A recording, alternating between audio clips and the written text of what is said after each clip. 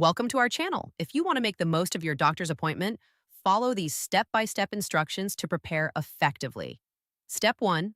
Write down all your symptoms, including when they started, how often they occur, what makes them better or worse, and their severity on a scale of 1 to 10. Step 2.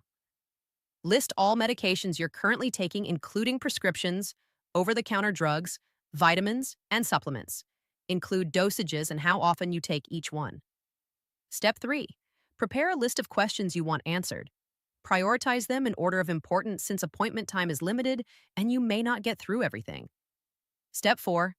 Gather relevant medical records if seeing a new doctor or specialist. Bring test results, imaging reports, and records from other providers involved in your care. Step 5. Update your medical history, including surgeries, chronic conditions, allergies, and family health history. Bring this information even if you think it's already in your file. Step 6.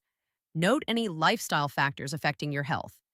Be honest about diet, exercise, alcohol use, smoking, and stress levels as these impact diagnosis and treatment. Step 7. Bring a notebook or use your phone to take notes during the appointment. You'll receive a lot of information and won't remember everything without writing it down. Step 8. Consider bringing a family member or friend to important appointments.